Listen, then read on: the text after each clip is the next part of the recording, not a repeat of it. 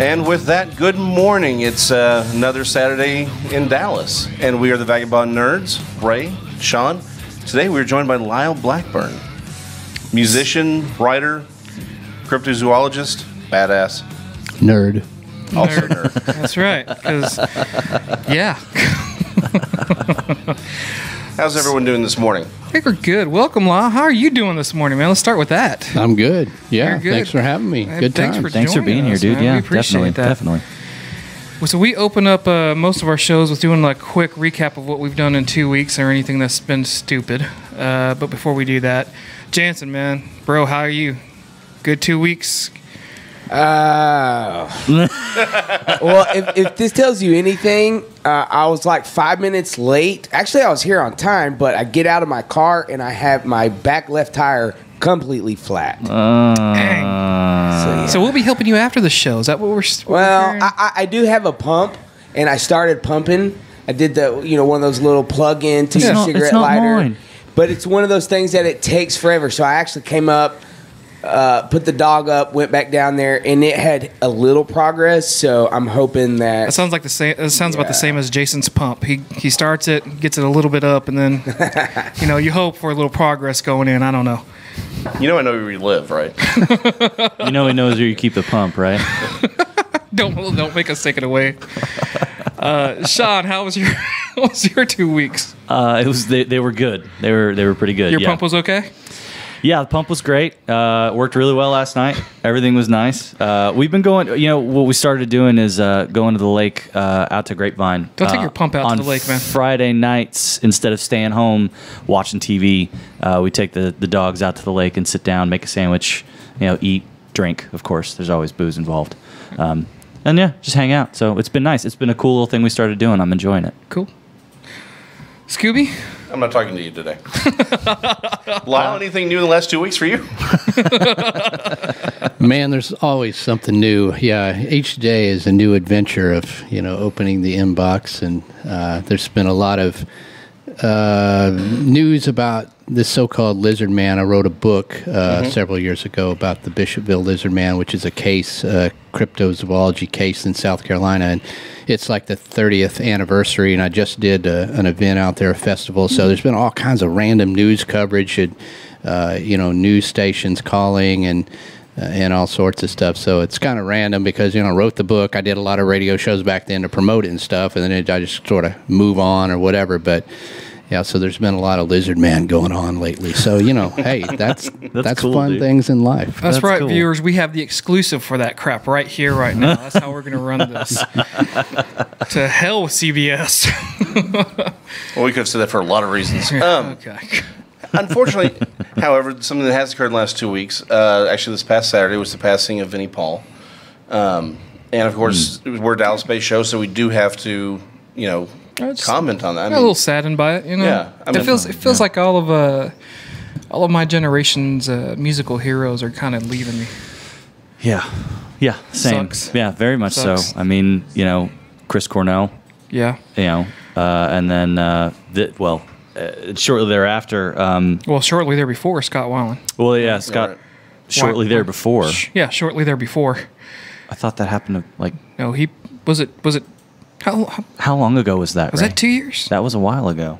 I don't remember. It kind of blurs together because, it's like it seems like it was just yesterday, But yet it was a few years. But, it's kind of scary because we're really a lot of specifically of the Dallas guys. Because Pantera, I was younger than those guys, but, they were always a presence. They were always here. When I started playing music, punk or metal or anything, they were the band that was popular. They were good. They were the guys that got up there and could play their instruments, and you knew they were going somewhere. And I remember when Phil joined the band, we practiced over in Arlington when a metal band I was in, and they came by, and it's like the new singer, and you just kind of like, yeah. And then of course later on, yeah. But when Dimebag passed, it was so sad, and just the that fact was a tragic. It was a shock. Yeah. It was just That's crazy to hear that. Vinny going. It's just some weird stuff, and there, Mike Scascia from Rigor Mortis and Bruce Corbett, my good friend, frontman Rigor Mortis, has been battling cancer for several years. Just some crazy stuff, man. Yeah. And then for those of us, for those viewers who maybe aren't from Dallas, as we've got a couple from Mexico, apparently, Vinny was local. I mean, Pantera was local. You could just find them at the bar. You could go out and you could see them on any, Vinny particularly on any given day. Interesting little story that I had heard that it had occurred. I didn't realize where it had occurred, but when the Dallas Stars won the Stanley Cup back in the 90s. 1990. It got dented. And it got dented at Vinnie Paul's house. Yes. Apparently, Chris... it made a pole leap, didn't it? Yeah. They apparently, two strippers fit in the Stanley Cup, and they were trying to get it to sink. And at some point, it got dented in this process. But it's just, Vinny was here. I mean, he was Dallas. You'd see him all over. Yeah, I mean, everyone's got a story about running into him. Everybody's seen him somewhere. I got a Vinny story.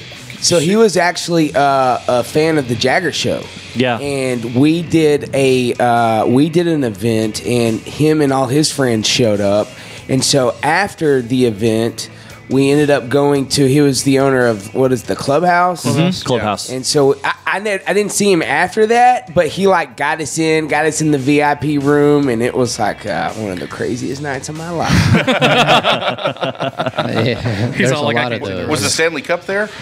They make them give that back every year. Well, certainly now.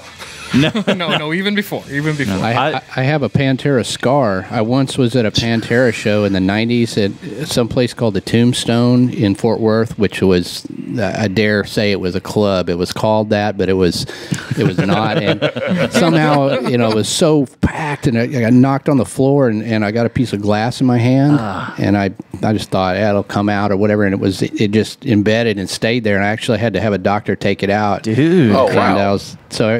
I've got sort of a memory of Pantera scarred on my body. Gruesome, man.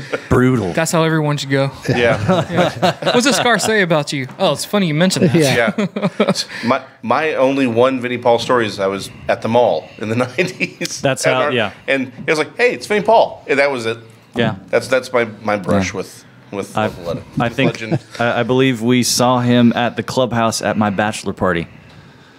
Yes, I was at the Clubhouse for my bachelor party, and my wife knows where it was. She approved. She approved. I love Ursula. Yeah. That's right. Hey, that's the thing. Your best man takes you wherever he's going to take you, no matter where you do or don't want to go. I'm not a big fan of strip clubs because, if you're good at it, you shouldn't have to pay for it. So I don't feel that's necessary, right? So, but yeah, we had a good time though, and so we were like, "Hey, it's Vinny." I'm like, "Yeah, it's his club." So, and then just moving on. Of course he's here. Of course he's here. This is where he hangs out. But if you are in the area tomorrow, I think they have a public. A memorial. Memorial. That's good. Tomorrow in Deep Ellum. I think actually. Now I'm thinking about it, I think it's near the Bomb Factory. It's at the Bomb Factory. Is it at the Bomb Factory? There we go. Very cool. So, I think before we really dive into today's topics, quick show news bits real fast. Does someone want to tell me why Jared Leto is popping into other movies than he is outside of the Joker? I don't. Has anyone heard about that? He's gonna be playing Morbius, the vampire. The living vampire. That's right. Of Spider-Man fame. He's Spider-Man Venom. Villain. Venom. Yeah, it's not a good morning. Apparently Sony has thought, well, okay, since we gave Spider-Man back to Marvel and they're making all kinds of money and because he's good again, let's just go make our own movies with the other characters we have on hand, which is why we're getting a Venom movie. And now they're going to do a Morbius movie. And of course, these are all villains. They're villains. Yeah. It's like their entire point is to be villainous. Spider-Man opponents, and yet we're going to get movies out of them. And now we're going to get Jared Leto. It's Morbius. One more character bathed in white paint. I love Morbius though, so I'm open to the idea. Just the fact that they're even making a movie. I mean, you know what I'm saying? Yeah. Like I would have never thought that blows my mind. Dude. Well, I always thought Morbius would be something to do with Blade at one point or another. That would make the most sense. They even hinted at it in the very first Blade. One of the original deleted scenes. Was he looks up and Morbius is looking dead at him, and it's pretty cool. I can't even remember the actor who played him, but it's definitely Morbius. And you're like, holy crap, why wasn't that in the movie? But Yeah, but doesn't Morbius have that weird, instead of like he sucks it from the fangs, he does it with his hands, right? Yeah, he's a whore. Hey, man's good with his hands. Just saying. But yes, you're right. You're right. His ability to drain blood really is from his hands. a big fan of that part. You wanted the traditional, I'm going to glom onto your neck and suck the weird, sweet blood from your head. Yeah, traditional mouth. A little weird. Hands But are. he's got the teeth, so why not? That's true. Well, a lot of that was cleaned up for the kids, but and I think Actually, I think that was one of the comic code's requirement that Yeah. they actually. That's why it was the hands. Seriously, that was part of the Comic codes Yeah. because they couldn't show. From memory, serves me correctly. You could show a vampire, but he couldn't be shown in any direct, drinking of blood. Direct vampiric I think activities. that's why they started putting those in magazine-size format, right? That's So right. they could get away That's with right. more because it wasn't a quote-unquote comic. That's Yeah. exactly Well, what about Yeah. Vamprilla or whatever her name is? Oh, she was completely- never Comics Code approved. No, and she was always to Lyle's point. It was Magazine always size. magazine style. Yeah. Oh, okay. So they were able to get away with that pretty quick. Yep. So Yeah, so no. And again, back to Lyle's point, and this is something that I think Ray and I were talking about this last week, how spoiled we've become as a nerd community. Where Yeah. it's like, we're like, man, Good a Lord. Morbius movie? What the... we couldn't have imagined, like a Hawkeye being in a film just a few years ago. Or like, we're getting all these... We live in such an age where it's like we're getting all of these major, even minor characters now. And it's just, we're starting to become... I think maybe a little jaded. Well, and to that, do you think there's a possibility we may have hit the pinnacle at the end here with Marvel's, swan song out into the... Because now, like you said, you're bringing in characters where even now we're going, really? Like, you're having this? Like, this is happening? Like, so do you think maybe it's So here's a problem. come to a head and it's about to go off the cliff the other direction? It's such a show topic by itself that I'm going to say this, and I think we'll touch on it later. I have a history of doing this Yeah. on air, don't I? Yeah, you Just do. coming up with some show topic in the middle of a discussion. Here's the thing, right? Are we at a pinnacle for it? No. I just think we are at a place now where they're going to mine everything they can to see what we can put out there. And it's I hate to say it's throwing it against the wall to see if it sticks, but that's basically what we're doing right now. But at the same time, it's better than the alternative, which is nothing, or Batman and Robin. So with that, Jason, Thank you, what's topics Thank you, today? Schumacher. Well, I think since we have a guest, the topic should be The guest? Our guest. Ta-da! It's convenient that way. So, Lyle, for those of you who don't know,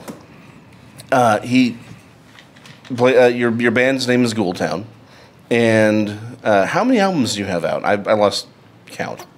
8, more or less. There's some EPs in there, whatever. 8 releases. Excellent. And what's your? I guess most of my questions are just going to be about you as as Ghoultown. Like, how did you get into it? Like, what outside of being attacked at a Vinnie Paul concert?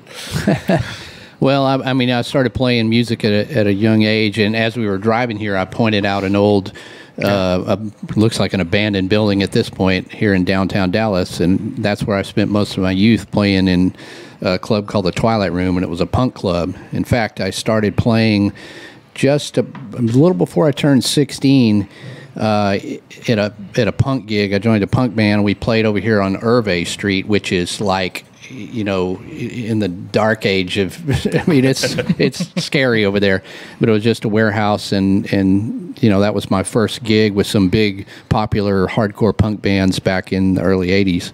I was just a little kid and started playing there and played punk, and then somewhere in the mid 80s I discovered heavier metal bands when Metallica was first coming out, and Slayer and all that stuff, and Merciful Fate. Got into that stuff, played some metal, played in a band called Solitude Eternus, which was signed to Roadrunner Records, and we did well with that band, and after that I kind of was always looking to start something unique, something of my own, and I was always kind of partial to horror punk and the dark stuff, but just to copy the Misfits or something, I just wasn't what I wanted to do. I wanted something to stand out. So somewhere in the mid '90s, I kind of got this idea for a band that was kind of this post-apocalyptic Western kind of thing that played in all of my musical influences, which included very much things like Johnny Cash and Merle Haggard and Marty Robbins, the stuff my parents listened to when I was young that you think you're going to hate, or I hate country. But then you realize, Ghost Riders in the Sky, it's like, it's cool, it's ominous, it kind of has that Western, I love spaghetti Westerns. Yeah. So I just literally threw all that stuff in a blender and kind of envisioned myself as the bad from the good and the bad and the ugly, which I always wanted to be when I grew up, because my dad had a hat like his. I'd get it out of his closet and wear it when I'm like, 8 years old. And then I just came up with this band, Ghoultown. I thought of the name, thought of a logo, and it's kind of a horror meets spaghetti Western meets cowpunk meets metal and everything in between. And so Ghoultown started in around 1998, I think. It's getting a long time back. It was just kind of, ever since then, we've put out the releases. We played, a lot of places, Canada, Europe, everywhere. And it's become somewhat popular around the world. And our latest album, Ghost of the Southern Sun, came out about a year ago. So, we're still doing all that now. So it's pretty cool. The music, I when I first heard it, I immediately went, well, first off, Jason usually has some shitty taste in music. And so he was like, no. He goes, you got to listen to Ghoultown. And I was like, okay. So when I heard it, I was like, this is actually pretty good. And so I'm sitting there thinking, wow, I'm like, one, how did Jason find this? Because it's so unlike him. And then he told me the background story. I was like, oh, cryptozoology makes sense now. Now I get how you stumbled across this. But your music's my favorite description of it, because I was like, okay, so I always think rockabilly, right? But one of them put on there, and it was a great description, psychedelic rockabilly. And I was like, okay, like, I get that. I mean, how you just got through saying that you define yourself as kind of this mix mash of Western horror, post-apocalyptic type thing. Is that how you feel, or do you, when people go, hey, well, what kind of music do you play? Do you just go, eh? Yeah, it's the worst question almost. In my mind, I have a perfect description. I picture it as sort of a Ghost Riders in the Sky, like that song playing in my head. If you saw, like, if there was a band that looked like that, played like that, that's kind of where I was shooting for. But, when you try to describe it, we were on a compilation early on called Gothabilly, and that was something that somebody came up with. That actually helped, because, I know that's kind of it, Gothabilly, I guess, and that compilation was popular. We even played a gig at CBGB's in New York in like 2000 or so, or 1999, with all the bands from that. And so Gothabilly was something that people called us. We came up with all kinds of crazy terms like spooketti Western. I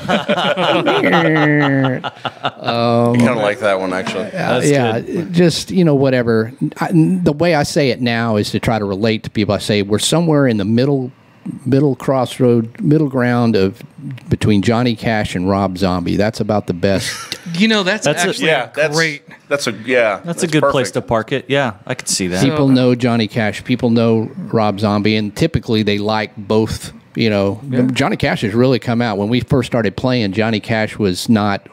He didn't become the icon like he is now. At some point, all of a sudden, his following just boomed really big. Yeah. And then he came out with the cover album where he did a bunch of those really great covers of all the the '90s tunes, all the grunge tunes and stuff. But yeah, you're right. He just with Rick Rubin producing and all that. Now he was suddenly hip. I was like, that's what I'm saying. That's the guy. Like, I could never be Johnny Cash, but I can make a band that sounds like one of the songs he was popular for singing. So that's sort of the description I give, and the best I can do. It's really mostly probably like the same thing. You picture some guy in Sweden going, you gotta hear this band from Texas, what do they sound like? I don't know, just listen to it. Just listen to it. That's where it starts. That needs to be the tagline.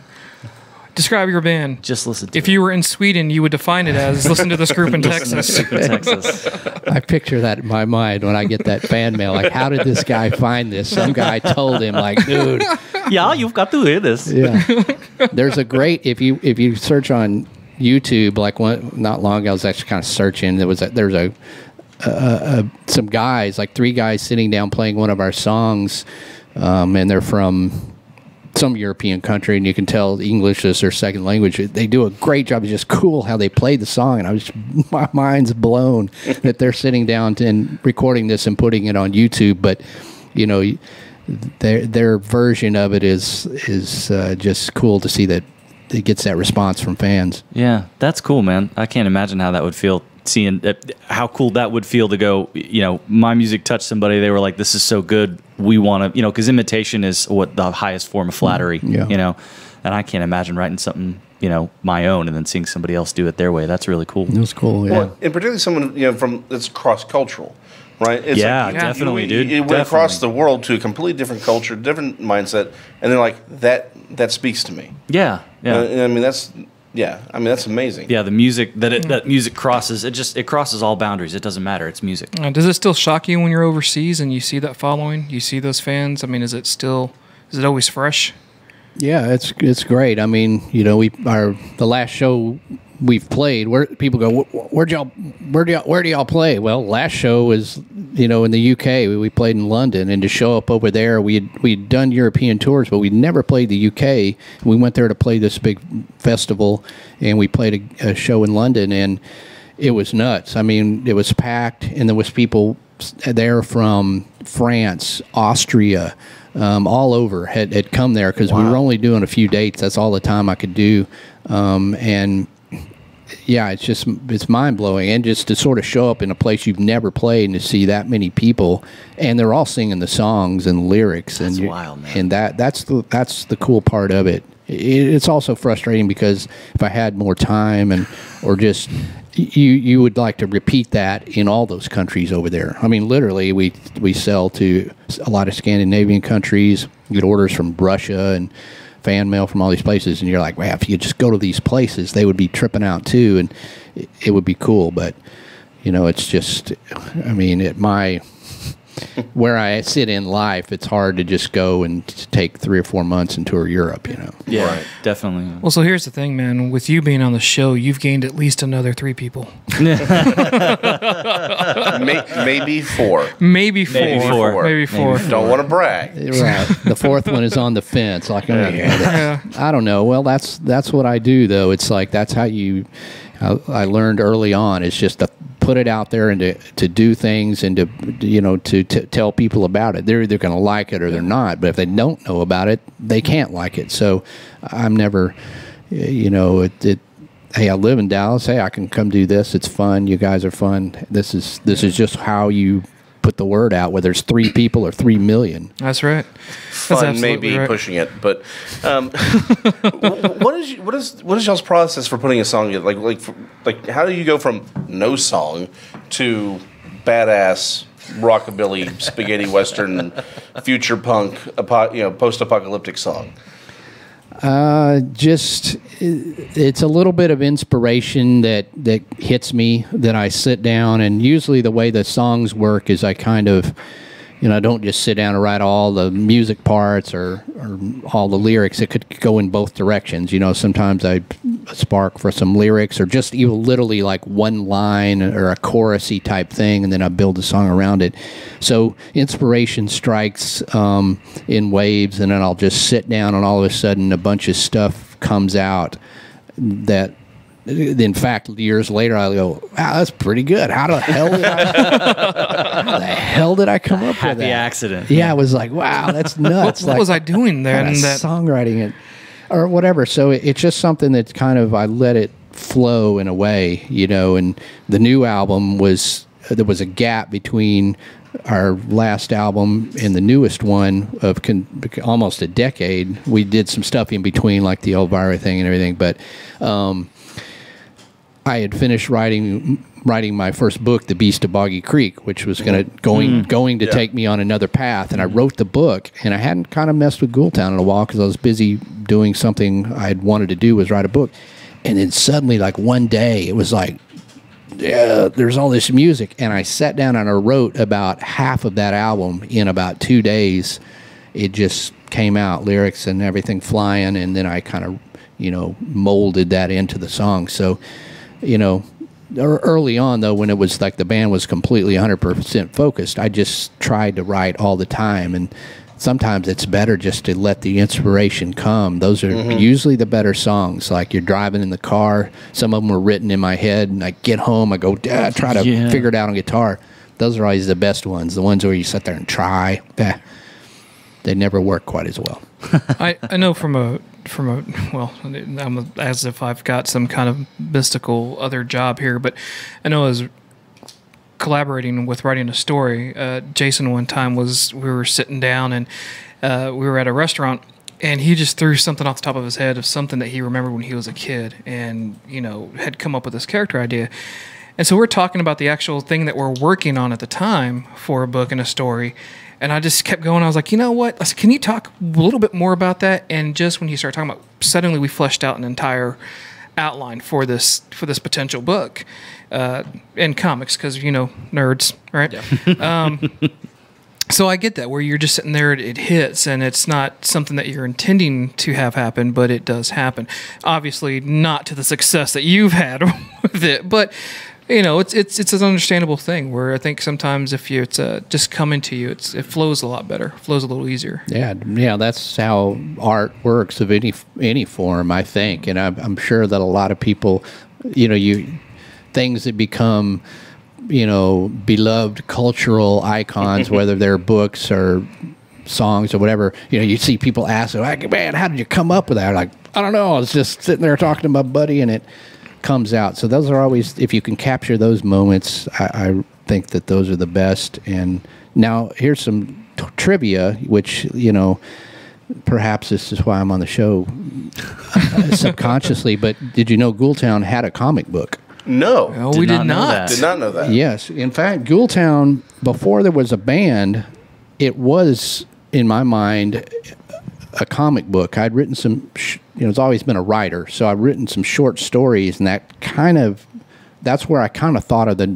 name of the band and for the band, and I thought, yeah, this would be cool. Like, and so there was a comic book, and I had the idea.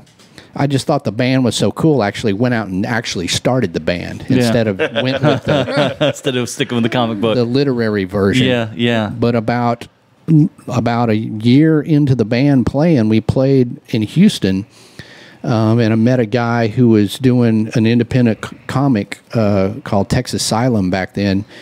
He was doing his own comics, and he immediately loved the band and got to talk. I said, by the way, I got this idea for a comic. He's like, really? So we ended up doing he's like, well, I'll put out the Ghoultown comic. Let's do a 4-issue miniseries. And we did that. And unfortunately, only 2 of those issues came out. And, they're kind of collector's items now. But they never finished because it was at that time, like, comics were kind of booming for independence. And then it kind of went south. And his partner didn't want to do it anymore. So they just kind of stopped doing their deal. I wasn't in the business of comics. People were like, how come you didn't put the rest? I was like, dude, I was trying to do the band. I wasn't in the business of comics. So and I did try to get Dark Horse and some of the other ones to pick it up, but I just, they weren't interested, or I couldn't get their ear, and so it never continued. But it was a comic book. Now with self-publishing. Oh yeah, check that out. Look at that. Is that it? Yeah, that's it right there. That's issue number 2 right there. Nice. Look at that. With self-publishing, though, I mean, it's certainly something that could be easily done nowadays, right? Like that's got to also be something that's good, because your music is, not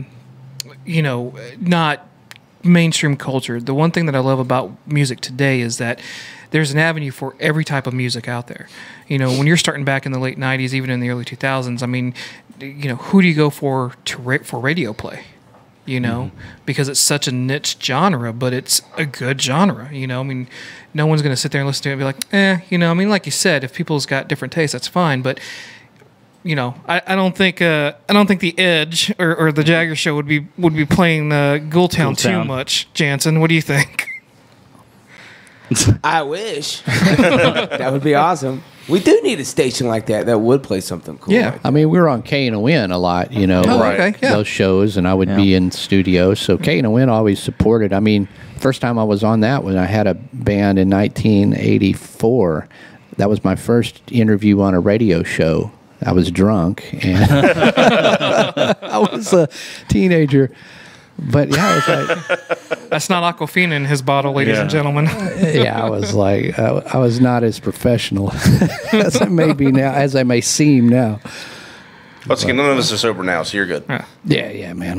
All the tequila's under the table. Y'all can't see this. Yeah.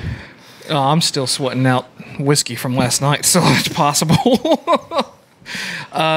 So, I mean, you know, Ghoultown, obviously, I don't want to say your bread and butter, but I would assume a big part of your life. But these offshoots that we've been kind of, you know, hitting on as we're talking, you've written 2 books. 4 books. Doggone it. See, I'm out. See, I just said I couldn't count above 5. I wrote the other 2 last night. No, I brought 4. But talk to us about those. I mean, especially the one where, you know, the movie The Legend of Boggy Creek. Yeah. Where you kind of go back and do a whole new spin on this. What is that? What was that experience like? And more importantly, what was the drive for you to go ahead and do that? Well, the gist of that is that in addition to being a musician, I've always been a writer. And before the music could completely support me, I worked in various... I'll say various. I only really had one job. I worked in various. I mean, I did work in various writing formats. I wrote for a local magazine called Harder Beat. I've written for different magazines, and I've had short stories published. Of course, those don't pay the bills. I worked as a technical writer, so I wrote, you know, instructional manuals and stuff. So I was always a writer in the background, and at some point in around 2009 or 10, I knew the guys from this horror magazine, Rue Morgue, which is a widely circulated horror magazine. Hence the shirt. Oh, yes, I'm actually wearing that shirt. This is what they pay me to write.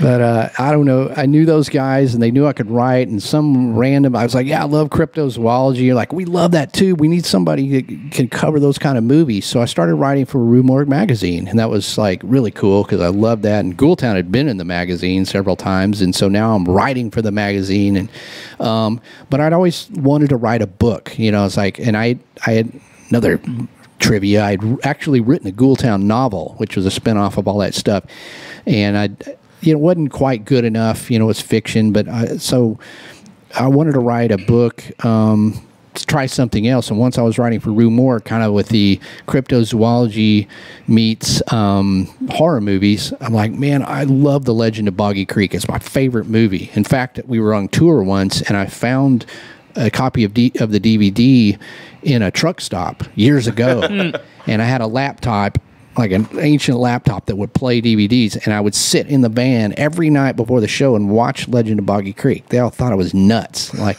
they're in there drinking or whatever, which I tried not to do because I got to sing, but I just sit there and watch this. And so I don't know, at some point around 2009 or so, I was like, I'm gonna put the band on hold a little bit. I'm gonna write a book. And so I thought, I'm gonna write about the history of the Legend of Boggy Creek, which, for those that don't know, it was a huge movie back in the 70s, kind of like the Blair Witch Project, a very cheap movie shot in Arkansas by an independent filmmaker, got in the theaters and made millions of dollars. It was just a cheesy and scary at the same time, just the right combination for the 1970s. And it just was. I'd grown up hunting and camping in Arkansas, and just a movie that showed like a Sasquatch-like creature attacking people and trying to get in houses. Freaked me out. It was cool. So I went and wrote the book called The Beast of Boggy Creek. I sent it to publishers of that published strange sort of Bigfoot books and UFO and ghost, and literally got several offers within like 2 weeks of putting it out there. And the book was published, and it was the fastest selling book for the publisher that had come out. Suddenly TV shows were calling me, finding Bigfoot monsters and mysteries in America, and I was getting invitations to being on TV shows that were showing my book, and like, okay, this is good, you know. So I kind of just went on that path of the book thing, and I thought, this is good. And you know, I toured a lot of my life, and I was a little tired of just the rigors of that. So I was like, okay, this is cool. I can do a few TV shows, and so kind of continued, obviously, with more books. And so now that kind of became wedged in there with Ghoultown.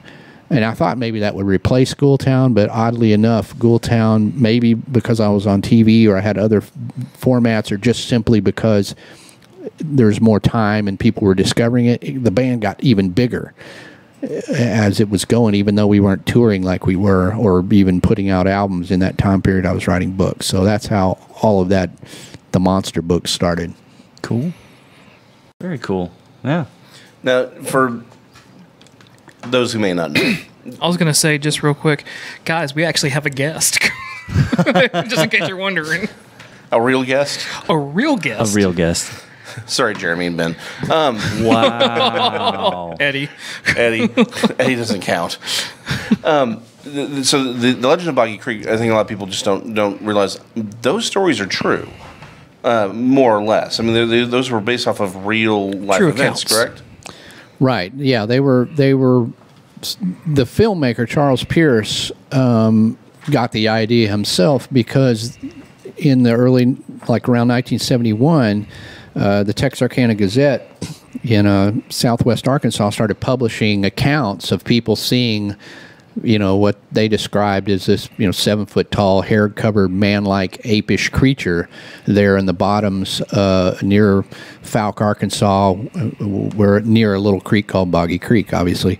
And in that process, a lot of people said, well, hey, this isn't the first time this stuff has gone on. You know, all for the decade, a lot of people down here in the bottoms have seen this thing. They just didn't tell the news or anything That one else. report starts dredging everything up. Yeah, and so now it's like all this, you realize, wow, there's something that's been down here that these people are seeing for years. And this was before Bigfoot was, a name. Some guys living in the backwoods of Arkansas, they didn't know what Bigfoot was. They just said, we saw something we can't describe. It kind of looks like a gorilla. We don't know. It's, but all those reports that were published in the paper and then featured and dramatized in the movie, obviously the movie kind of plays up the sensational aspects. Right. Yeah. Very much to its benefit. That was all based on actual sightings, and I, in the course of my book, by going to Fouke and getting to know these people and kind of analyzing each thing that was in the movie, realized that, yeah, you can trace these all back to somebody saying, hey, I just saw this. And so it's very much kind of, and I love that about, I love every kind of monster movie, but the fact that it's real people saying they saw a real monster, that's what gets me, Yeah. That's cool. No, absolutely. I think we have a call-in. No, well, not a call-in. Someone is chatting in the chat box on the Dallas On Air website. Oh, cool. Yeah. Santanium Lady, she says, the movie The Legend of Boggy Creek, when I was just a kid, had a powerful effect on me and kicked off a lifelong fascination with these creatures. She said that when the movie came out, she was living in Plant City, Florida. I was 9 years old when I went to see this. At the end of the movie, the theater had someone in a monster suit run into the theater, screaming and chasing everyone out. That's a great memory. Awesome. That's awesome. a great memory. Yeah, I mean, dude, that stuff just doesn't happen anymore. And I got pictures from drive-ins where they had dudes in bad costumes, playing this movie. And exactly what she says is exactly what I hear literally constantly. Like I'm at a book signing event or a speaking event or whatever, and people come up to me and say the same exact thing. People all over the country are like, oh man, when I was a kid, it scared me to death. I love that movie. Then, my dad jumped out and scared me for the next 3 years, of which my dad did the same thing. Yeah. My mom did not like The Legend of Boggy Creek, not only because she didn't like to watch that horror movie in the drive-in, but for the next decade, me and my dad would jump out and go, Boggy Creek Monster.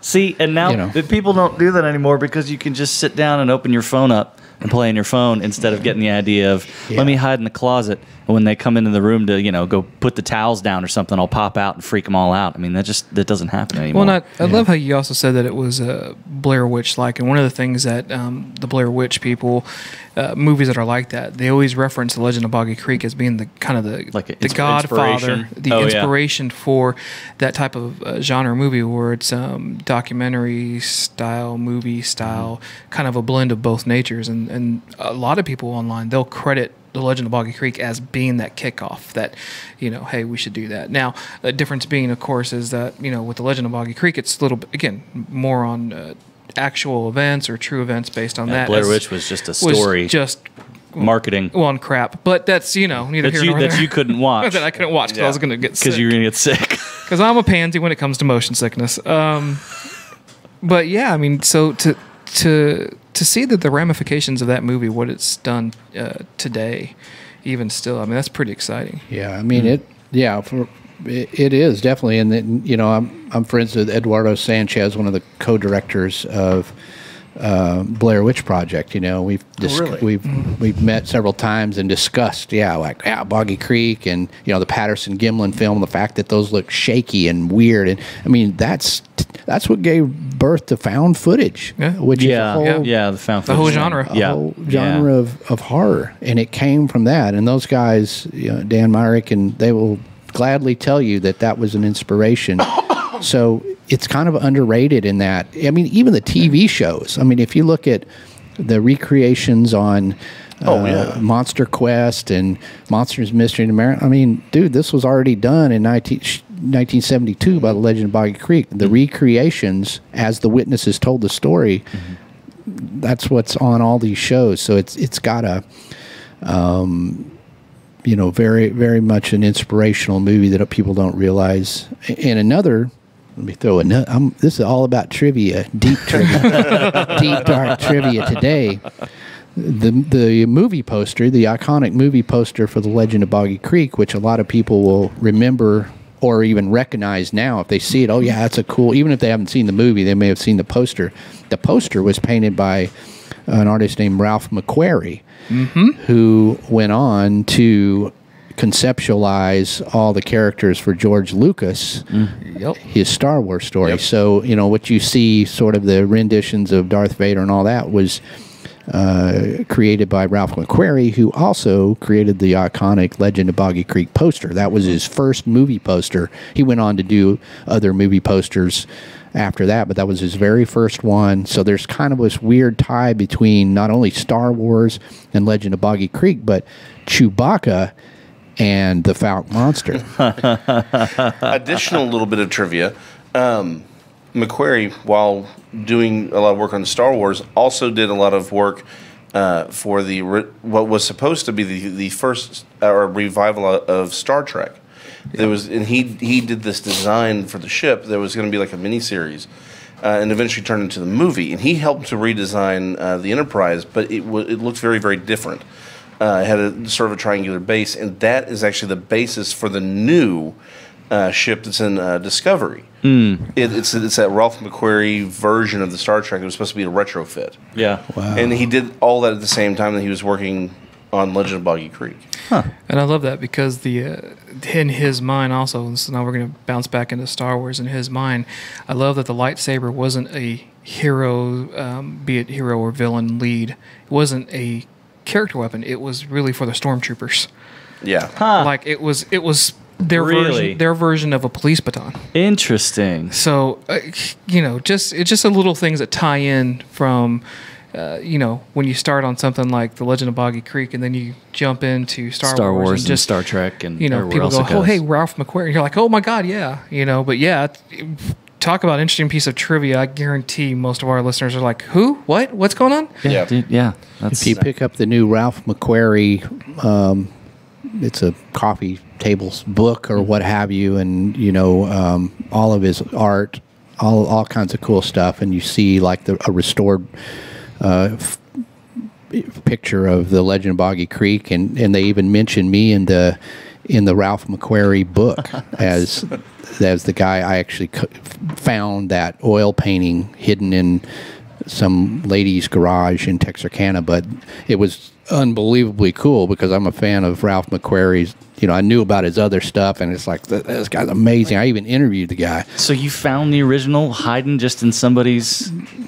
Yeah. Really? So where's that original now? Yeah. Well, yeah. It's a crazy story, but essentially I was a guest at a Comic-Con in Texarkana, and a lady just came by my booth and goes, my mama has that oil painting.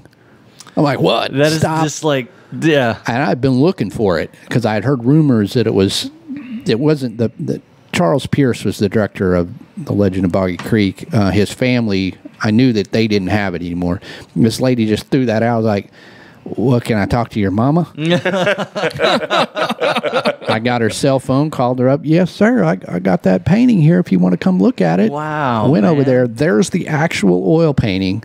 Now, unfortunately, they didn't keep it in pristine condition or anything, but they had bought it from Charles Pierce Jr., who I don't think had complete authority to sell it, but they had just kept it. They knew it was valuable, and they kept it.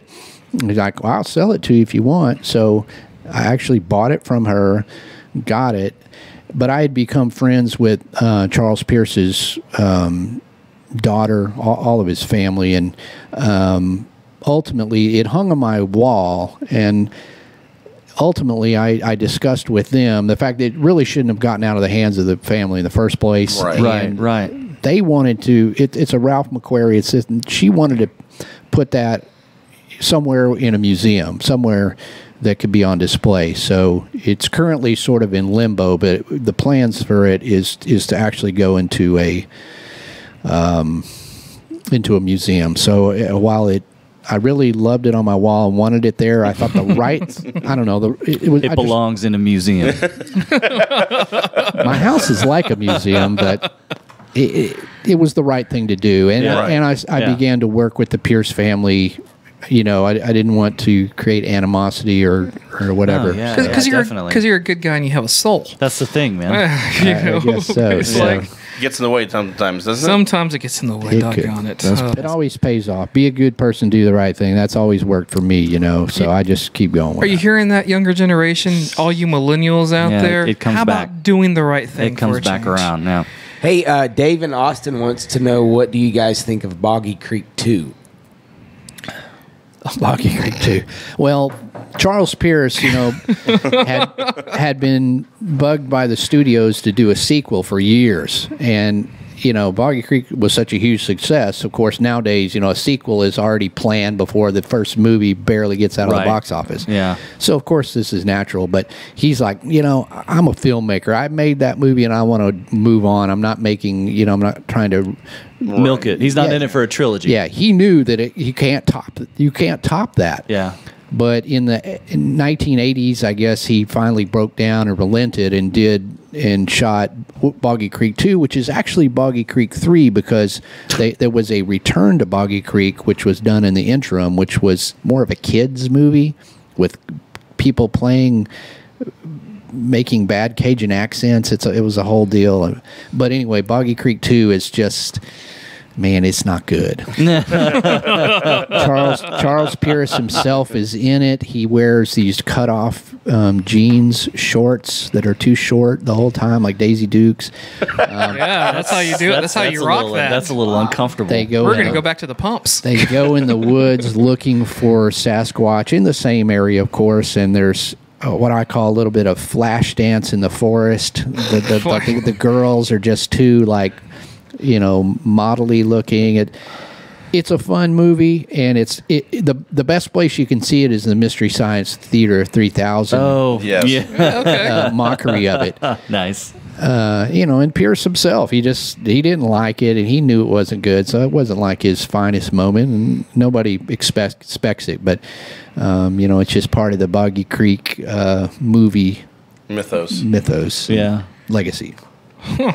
Look at that, man. That's awesome. I can't believe we got people actually that are responding. That's chiming in. Yeah. Oh, and by the way, I do own the mask of one of the small creature from Boggy Creek 2. I got that from a songwriter in Nashville who owned it.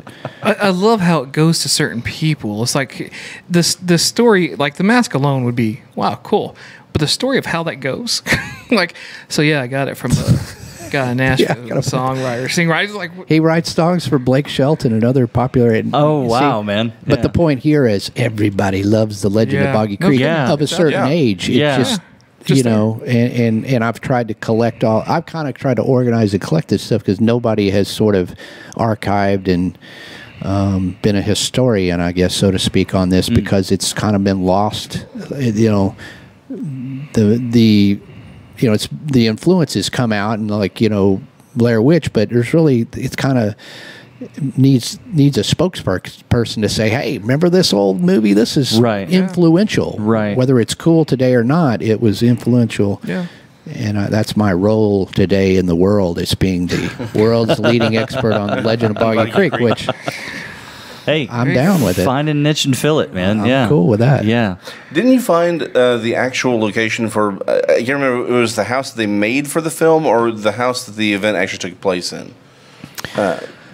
Yeah, I mean, in my travels up to Falk, where not only the movie was shot on location many times using the actual people who had the encounters, but there's houses that, that's where the people had seen it from. So the movie shows several locations, of which I've been to the ones that were shown in the movie that still stand, the locations from the movie, as well as some of the most famous incidents that were dramatized in the newspaper, like one incident called the Ford incident, where this thing was trying to get into people's houses, and that's kind of the climactic scene in the movie. But that house has actually been torn down, but I've been to the site where it is. You want to talk about nerd stuff, dude? I'm like the complete Boggy Creek nerd. I'm like, okay, here's where that house stood. Now that was the actual house. Now in the movie they had to use a different house because the people wanted too much money. Pierce had no budget. He's like, I'm going to pay you. I'll just use this other old house,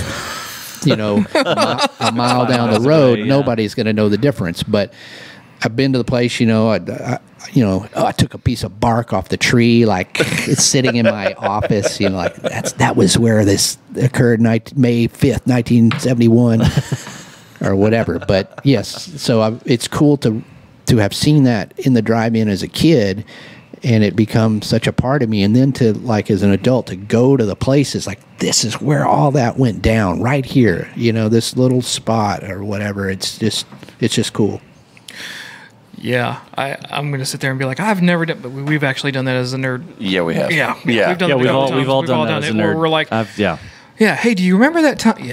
Yeah, it's been there, and it's always fun. I mean, it's I think to a certain extent, we all try to hold on to something that interests and fascinates us. But to see the success that you've had with that fascination, right? I mean, I could absolutely see there being a museum dedicated just to that one day, and probably other cryptids, and I'm sure they're already out there. Jason, you would know better than I would, and so would Lyle.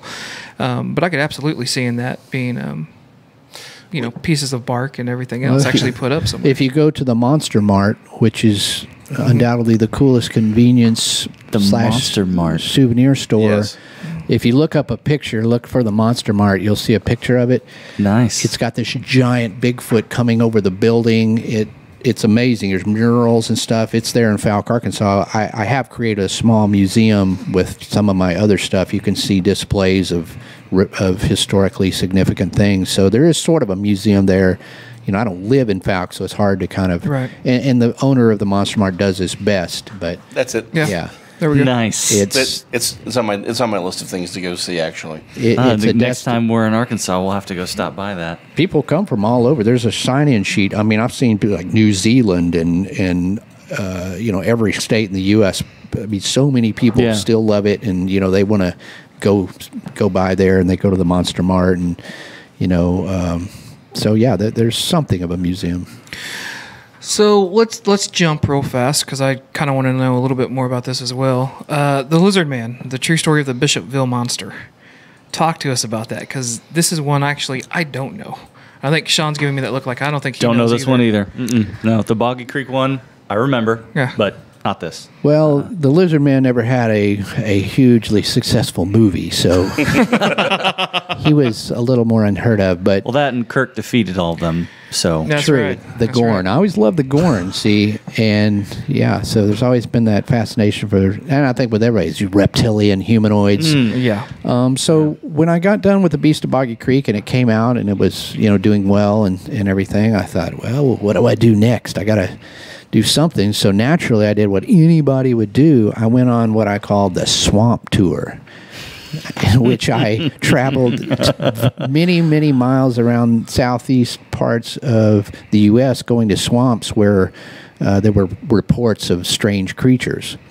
And in the process, and I must say, that tour was much easier because I didn't have to bring the entire band. I didn't have a equipment. How many guitars do I need? I need all the strings. Were there roadies involved? Yeah. No, I need tubes for all my amps in case one of them busts while I'm in transit. Yeah. Exactly. I was like, man, this is easy. And I just got like this hot friend of mine. She's like into that stuff. Hey, you want to go to a bunch of swamps all over? It's like, she's like, well, she's kind of knows my life is crazy. Like, let's do it. So, yeah, we went around. And anyway, I show up in this town, Bishopville, South Carolina, where there was a story of a reptilian-like creature that had been seen there near Scapewar Swamp.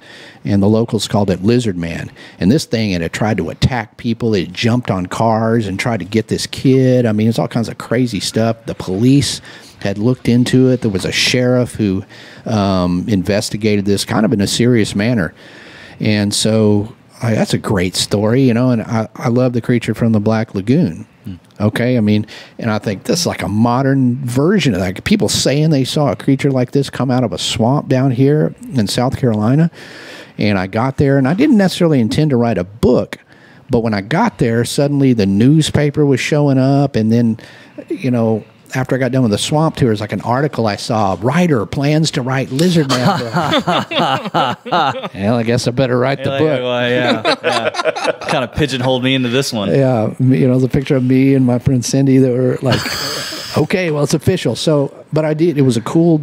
Did she call you up and go, what are we doing? Yeah, since then, she's like, yeah, she knows the calls are going to come. But I was like, okay, cool. It was a cool story, and I got all the police reports. I took my scanner into this retired sheriff's house and scanned all the police reports, all the photos, all the newspaper articles, of which there were tons. But essentially, like in 1988, all these stories were coming out, and, like I said, they found tracks, and there was numerous sightings and attacks, and this was back in those days, if you lived around South Carolina, you would have heard of it. It's kind of like Legend of Boggy Creek, just that didn't have a movie. Right. And like I said, this week, I mean, when I was out there recently, I was on like the ABC affiliate news station talking about the Lizard Man. I was at their studio. I mean, it's culturally known out there. And so I wrote the book, Lizard Man, True Story of the Bishopville Monster, which was my second book. And kind of again, like, this is a cool story, and wanted to put that out there so that more people could find out the whole story about this Lizard Man case that was not being forgotten, but cryptozoology people knew of it, but it wasn't something that you could pick up and read the whole story anywhere. Are people still having reporting sightings about it today? Because, I mean, I know you said you were just out there, so you guys were even talking about it, on the ABC affiliate and everything. Are they still reporting sightings of it like they were? Not like they were. This was one that seemed a little bit more isolated. Yeah. While Boggy Creek, there's sightings, every year I get some good sightings. Lizard Man, I haven't. It just seemed like it was confined to a period of about 4 years, of which things are going on. And then there's occasional stuff. Now I've gotten reptilian humanoid reports from other states and places over the years. The Kardashians, right? Yeah. Yeah. Gotcha. And but that one, no, it seemed to be a just sort of, I can't explain what the people were seeing or whatever, but it did not just sort of continue on and on and on. Yeah, and when you talk about reptilian-like people or whatever, one of the biggest things that connects it are UFO alien claims that I see with that, where they always describe some of them as the reptile people and shapeshifters, right? So it's interesting. Is that something that was kind of like what was there, or was it just something that was more, there's this creature, we just don't know? Well, that story was, looked at by some of the UFO buffs that are into that, and some of the conspiracy theory type people, or that believe there's a reptilian race living among us. The David Oh, Icke. yeah. David Icke. Okay.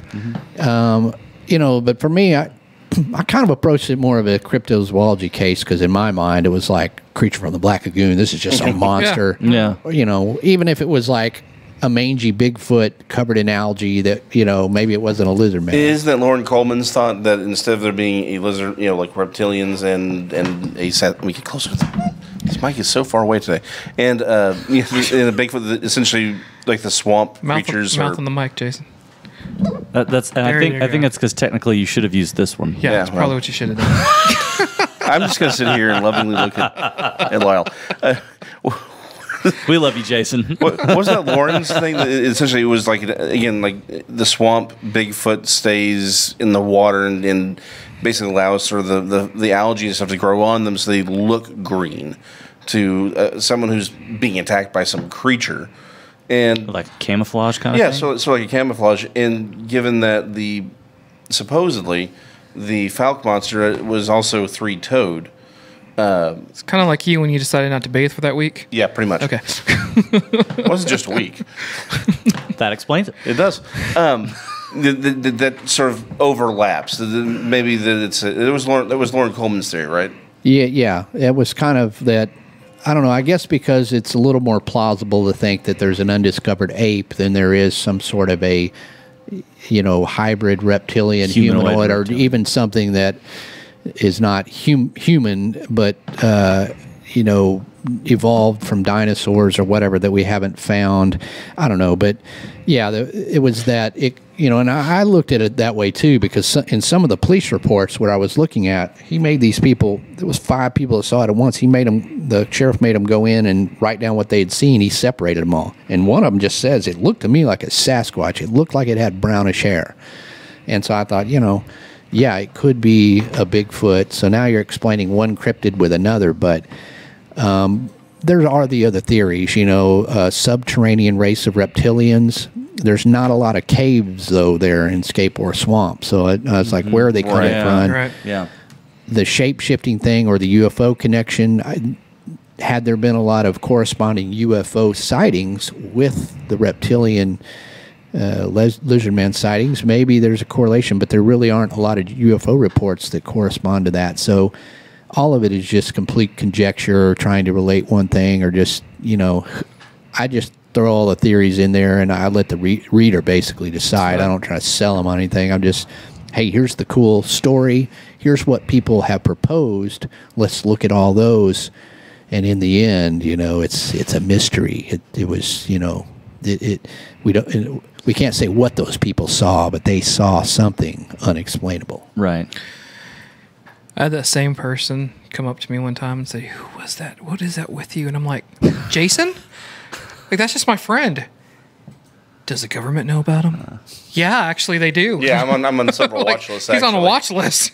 They even know he's bred. He's got a few kids to his name. He has a brood. Yeah, I mean, it's just he's out there. He's multiplying. Yeah, they're tagged. Our goal is to always derail Jason during this, just because we want to see what his responses are. Well, that and Ray really does enjoy belittling the lower class people below him. Shut up! I do not. Actually, he makes me swim the moat whenever I come to his house. At this table currently, it's Lyle, not me. Lyle has never made me swim his moat. It's big of you to admit that, but we also know what you think. Don't help Lyle.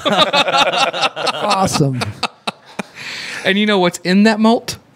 The lizard man. What's Yeah. Do you have wait? Gators. Do you have a moat or a molt? Molt. You have a molt. Well, it starts to molt. It starts to molt. You should clean that up. Just get somebody to dredge that thing. Which again, that's what he came out looking all green. Gotcha. I'm sorry, Jason. You were asking a question. Well, not anymore. Out of curiosity, Lizard Man, the Falcon Monster? Lizard Man, the Falcon Monster. There you go, buddy. Have you come to a conclusion on this on your own, or are you just more interested in the mystery as it is?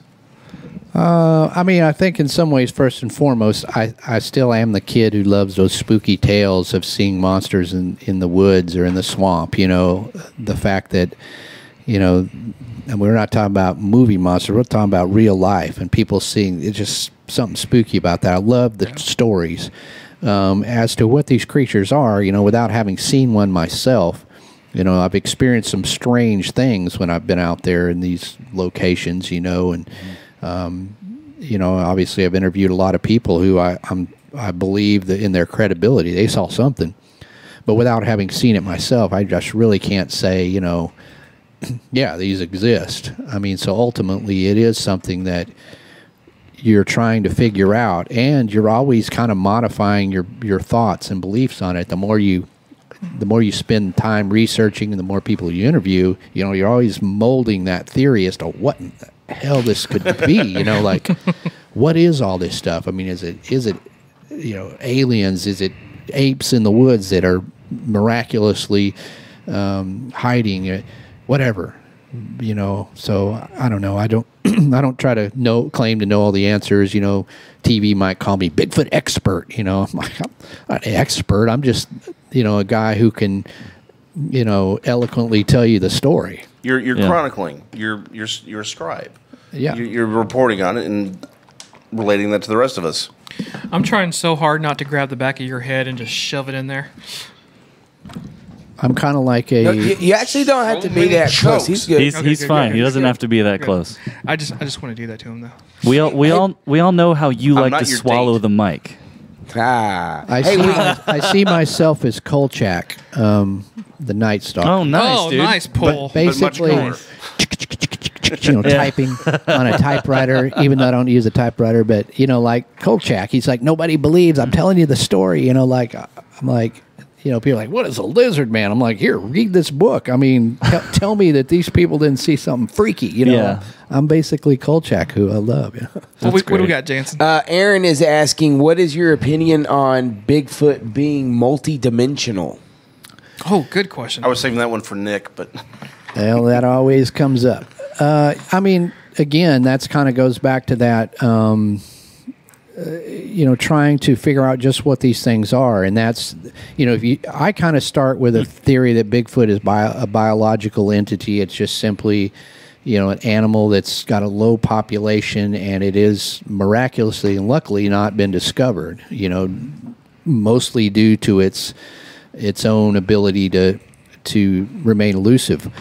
But the more you talk to people and the more you're trying to say, well, they saw something, how can we explain that these things are out there? Then that's when theories like, well, maybe they're multidimensional. You know, maybe they're being dropped off by UFOs. It would explain the blurry photos. The blurry photo explanation. That's right. It's not that the cameras are blurry. It's the creature. It's the creature's blurry. Right. Yeah. So those are things that naturally come up. I don't know. It's starting to get further out there with explanations like multidimensional. I don't have any reason to say they are. I still stick with a theory that they're animals. Animals can do amazing things. I think people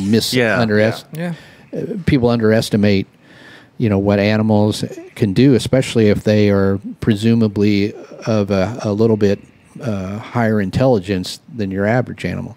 So I think they could do, you know, tribes of people in the Amazon, you know, are just now being discovered, you know, and they're small, very small tribes, and they've lived. I know that's the Amazon, but if you go in some of these woods in Pacific Northwest especially, I mean, there's a lot of countryside. Okefenokee Swamp, planes have crashed into the swamp that they can't find. Yeah. And that's in the middle of Georgia.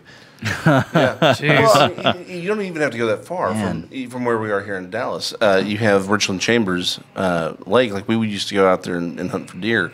You can't see more than 30 feet in any direction because of just how all the trees are placed. All the growth, yeah. Yeah, it's not even like it's at the high. It's a forest, but I know. it's just well, not everyone's been there. So, But yeah, I mean, you really can't see more than 30 feet.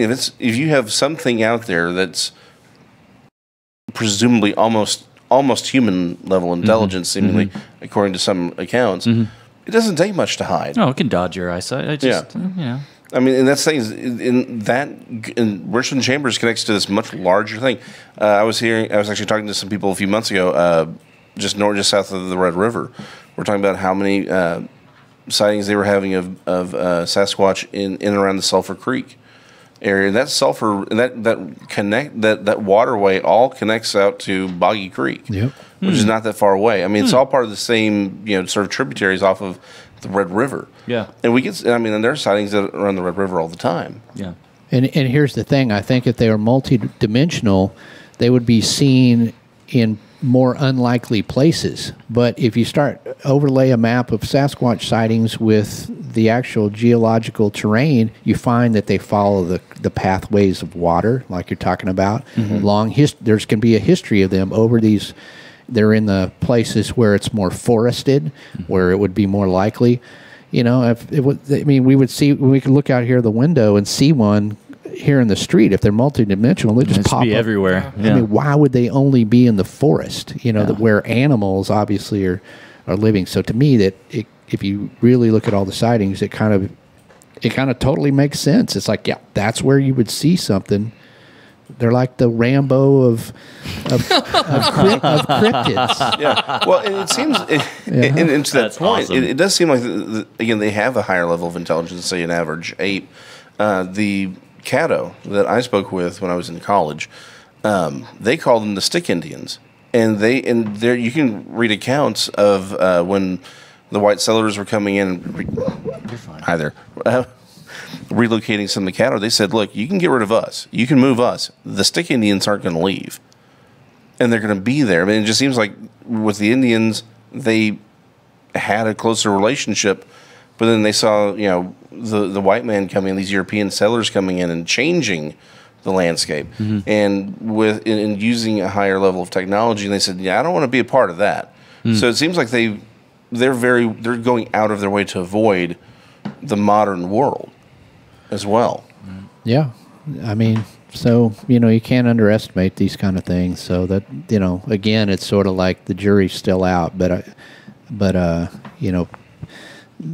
things can live in the forest and camouflage themselves. And, I personally know some rugged, badass survival kind of guys that you could put them out there and good luck ever finding them. If they didn't want you to find them, you would never see them. It's like the Atlanta bomber. He was in a state park for over a decade, and nobody could find him.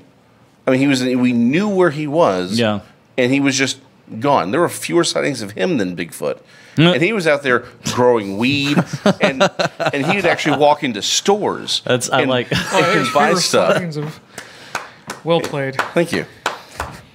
But nice. It's like you can hide out there. People just don't go out there. Yeah. And these things are trying to avoid us. But moving on, did you have anything else before? Actually, I think I got into the weeds. Yeah, you got into the weeds. Well, that's usually how when a conversation starts going sideways. You start getting into the weeds. Yeah. Yeah. Usually your conversations start getting out there. It's fine. No, I think it's great. I know we're coming up on probably about the last 10 minutes of the show. So with that, we like doing different things on how to end the show. And I think this is going to be one of those moments where, are we ready to bombard our guest with 4 questions? I think we're ready to bombard the 3 of you with the 4 questions. Okay. Yeah. So what this is we like to ask 4 random-ass questions that make no sense to whatever topic we're on. They don't necessarily make no sense. They make no sense for our show, but we like doing it. But apparently we're all going to be on blast on this. Yeah, I'm not. I mean, Lyle gets to be a participant, but I'm still gonna go 1 for each of you. You just get to have 2. Okay, that sounds. Yeah, there's no wrong answer here. Oh, good. That's right. Any in fact, there can be. Any answer is the right answer on this. Yeah, but they're only wrong answers when they're coming from you. Now normally we go only 2 minutes on this. I think we'll give a little bit more leeway this time.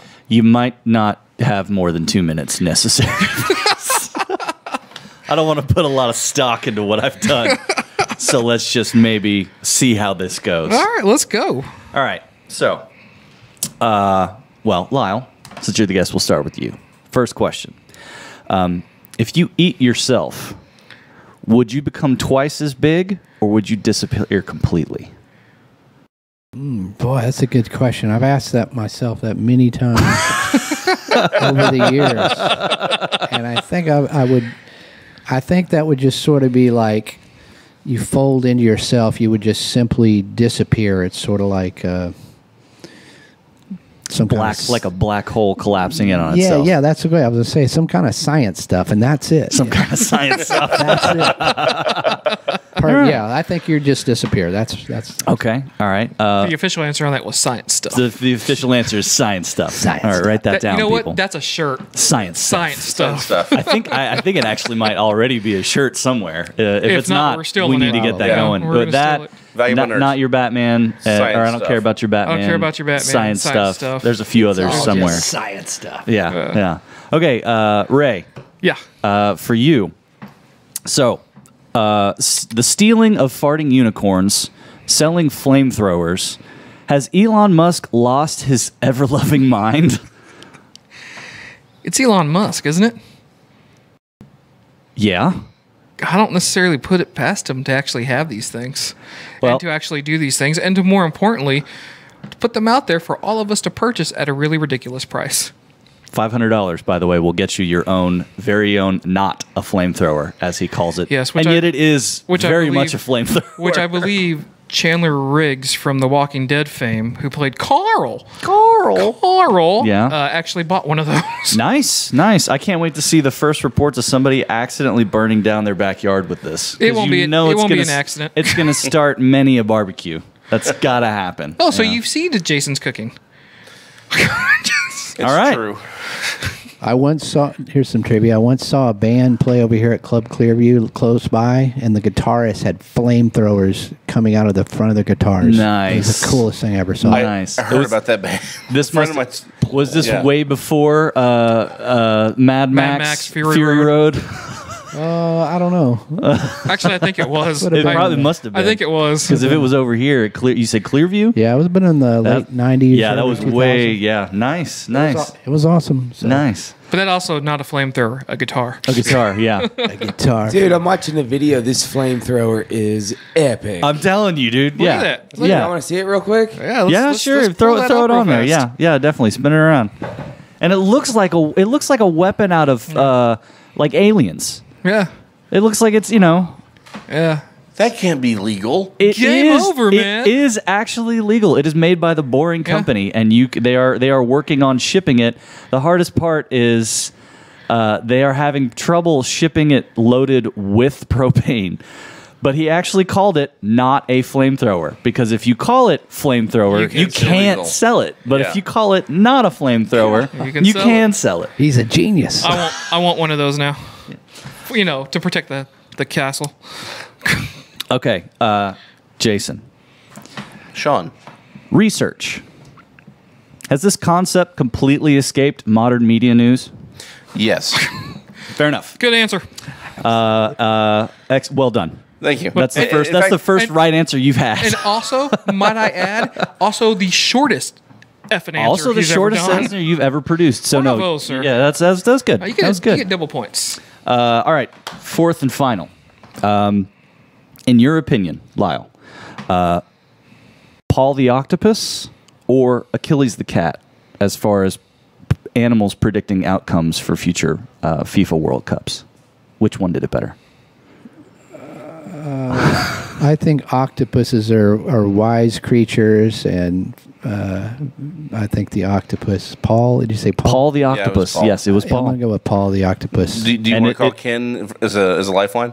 yeah, That is the right answer. Paul predicted 12 correct outcomes, and Achilles only had one. Also, At least one that I knew of from today. So. Paul is probably pretty tasty once cooked.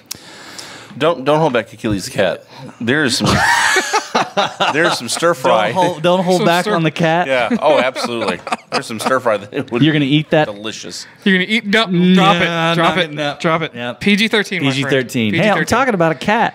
Yeah. Look, it that's just wrong. at some point in time, I think we all eat cat, so it's fine. Man. Well, there you go. There are your 4 questions Lyle- for this week. The look on Lyle's face is that of, I so don't know if I should answer this or can I answer this? What can I say about this? I got it right. There was no wrong. There was no wrong answer, but I still But got you it still right. got it right. still Yeah. got it right. Would have That's accepted any answer, period. You could have said, yeah, but actually Paul was the right winner. I'll say I learned something today. Ooh, I think we I've all learned a learned lot. something Yeah. today. Yeah. And I'll give you one last thing to learn. There is a cryptid, a lesser-known cryptid in Oklahoma called the Oklahoma octopus. Sightings of a octopus creature in some of the lakes, Lake Tin Killer and others up there. So yeah, there's an octopus, and maybe it's wise enough to evade capture. That's probably the most interesting thing that's ever come out of Oklahoma. Oh, wow. We technically have 8 minutes left. Do we want to talk about this? Because this is actually something I'm really excited about. I would about Oklahoma or Oh, about God, no. What?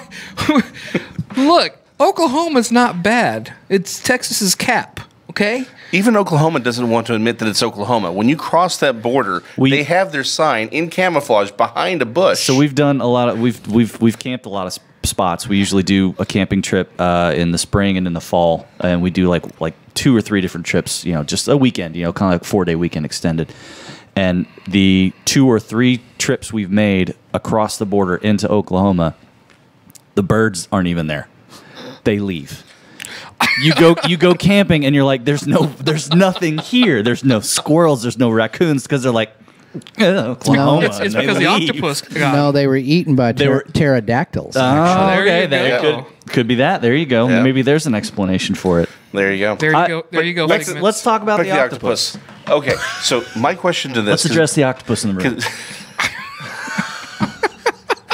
Well done, sir. Thank you. Okay, so because my understanding is that Lake Tin Killer was man-made, right?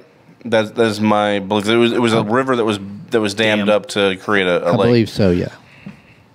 There have been reports for years of giant catfish. So my question is it actually an octopus or a giant catfish? Wait. Are we saying catfish or Yes. like a catfish? Like a cat, like it's a cat, but it's a fish, or Something that you would fry and eat. Something Yeah. you could noodle, like catfish. Yeah, that's a good point. Go catfisting? Cat. Okay. Hey, that's an actual name for it. I'm still going to decide okay. the law. Okay. Well, yeah, I mean, again, people have seen something, and I think the legend has grown more tentacles than it actually started with. But, there are some huge catfish in there, and that it could be, it could be something people are seeing, and then now once you get you get this in your mind of the Oklahoma octopus, then you're like, oh, I saw the Oklahoma octopus. So it could have been a giant catfish or whatever. Yeah. But people, and there have been I think somebody found like a small octopus there that was Right. thrown in there, but that obviously wasn't of the proportions people had Right. said. And it had died. I think that was where the idea of the octopus was that it was people were being pulled under by something. And of course they survived. They said, "Hey, I was feeling like I was being pulled under by this thing." And then, like you said, they found this small octopus that some numbnuts had thrown into the damn lake. Yeah. And so it dies because it can't breathe non-salt water. he's practicing for a hockey game. Exactly. And Put on the octopus. exactly. Yeah. I was talking to Ray. I mean, No, we're having a separate conversation. Yeah. All right, that's fine. And so, that's where you get your thing. But there have been reports for years, particularly around dam workers, where they're working on repairing the dam. Those damn workers. Those dam workers. And, seeing these huge catfish underneath, near and around the bottom of these dams, which makes sense. You have higher pressure. All the debris is being sort of swept down. and they get to feast. And they on get to all feed that. on. So Yeah. you I have just these keep things thinking for fish years. fry. Oh, exactly. Well, they're down there for years or even decades. They have the same- eating with pressure. They have the same thing in over on the Northwest Coast. A buddy of mine out there used to in Seattle or I can't remember where it was for the life of me. But there's a dam he used to go fishing off of, and the divers won't go down there anymore because the sturgeon are so big. They're worried they actually are going to get eaten if they're looking for something that may have dropped or fallen. So I mean, they've gone down there and come up and they're like, I'm not going back down there. And they're professional divers for the police, maybe body recovery or something like that, but they just won't go down in that lake anymore because the sturgeon are so large they're actually worried of being eaten when they're swimming looking for things. Well, I don't believe you should ever go down for fish. All right, moving on. Yes, we got a minute left. There's monsters out there, even if they're not necessarily the fantasy sort. There could be monstrous creatures that are known, but they could be a sturgeon or whatever that have monstrous proportions that still could endanger a human, and that's kind of the definition of monster, something that could endanger you. You're not the apex predator anymore. Right. There's something out there, it could be a monster grizzly, it could be an octopus, the massive proportions or whatever. So those are the kind of like thoughts that are cool, like there's monsters living among us, whether they're fantastic or just simply things of huge size. But thankfully, I think Elon Musk has solved that problem now with their flamethrower, with the non-flamethrower. Yeah, bring it on, octopus. But we always look to the sky for this mystery, and I mean, the truth of the matter is that our oceans are so undiscovered. With huge creatures that anything to us can look. Every time they get better and deeper with better pressure regulated. These creatures keep things. getting They get they find cooler stuff. When they found that big octopus. Or the giant, not octopus, the giant squid that had come up when they were doing their fishing. That troll boat was fishing or whatever one time. So the kraken. You see the pictures of the old sea. And who they had drawn like, these are monsters, and then we find who's to say that they actually didn't come up? Back in the day when there wasn't so much traffic or so much, climate change. Who knows? Maybe they actually did come up and swallow ships and take them down. Maybe they looked like they're food from far below. Who knows? Yeah. Well, with that, let's thank our guest first. Yes, man. Thank you very much, Lyle, for coming out, so bud. much for being on the show, bro. Sure. Thanks for having me. we apologize for the past hour and a half. No, it was good times. I've done much worse, trust me. It's funny, what my wife said. So anyway, for our viewers, again, thank you, Lyle. Thank you, Jedi Jansen. Lyle, before we go, where can they find your music? I'm assuming iTunes, Amazon. Yeah, iTunes, everywhere, Bandcamp, anywhere music is sold. You can find out more about me at lyleblackburn.com, and that has links to ghoultown.com and everywhere else related. You can find my books on Amazon and my own store. So just hit lyleblackburn.com and go down the rabbit hole or the monster hole. There you go. Jason. Cool. All right. For everyone out there, follow, and subscribe on Facebook and YouTube. And next episode, we were talking about Ant-Man and the Wasp, and we should have an announcement. I think we might have an announcement next episode. So, we'll see you next time. Thanks a lot. Bye, guys.